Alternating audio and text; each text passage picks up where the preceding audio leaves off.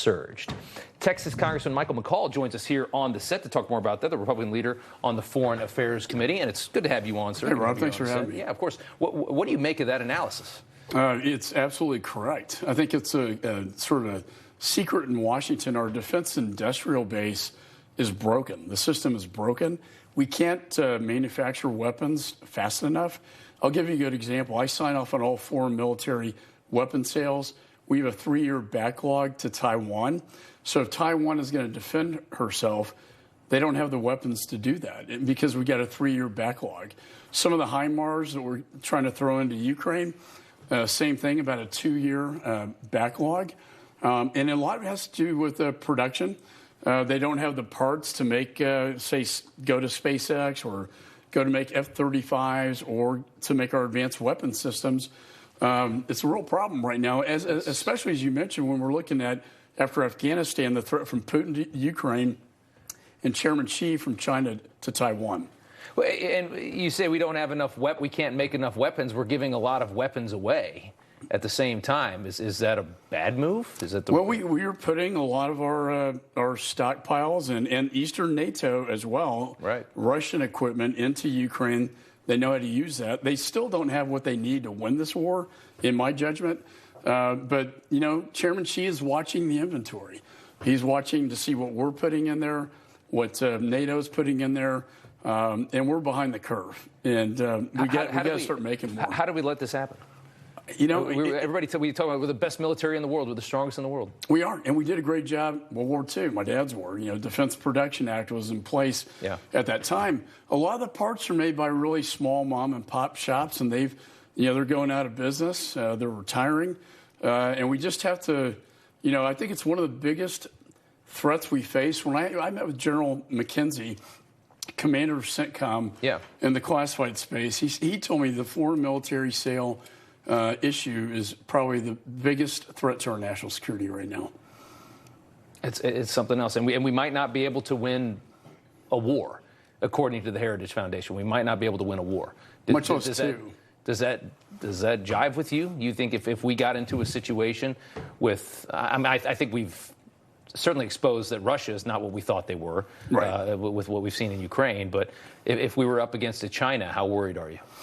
China and Taiwan, very different scenario. Yeah. Unlike Ukraine, who surprised all of us, and they're very inspiring, they actually can defend themselves if we give them the right weapons. Right. Taiwan's a different animal. Taiwan would not be able to defend herself from China. It would require, if the American people thought it was fit to do so, the United States would have to get involved, and so would Japan, and so would Australia.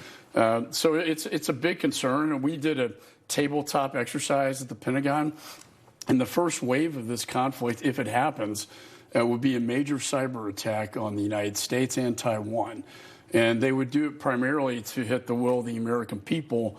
Why is this island so important off the coast of China? Right. And I think a lot of people have that question. They do.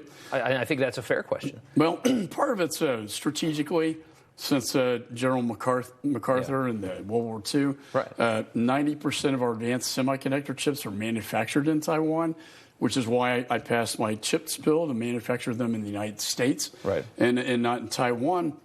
But that's a key national security asset. Look, let's hope the deterrence is there.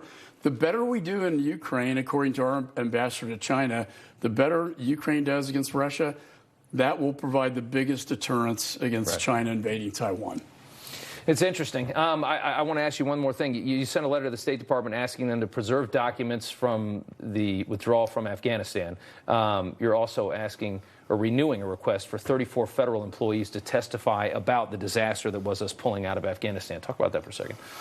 This was one of the worst, I think, unconditional surrender to the Taliban. One of the worst surrenders, debacles I've ever seen in my lifetime. There was no plan. We left Americans behind. We left 100,000 Afghan partners behind at the mercy of the Taliban.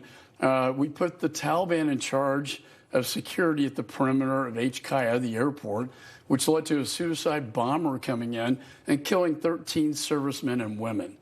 It was an absolute disgrace. And the worst thing about all this, Rob, is that, guess who's in Afghanistan now? China.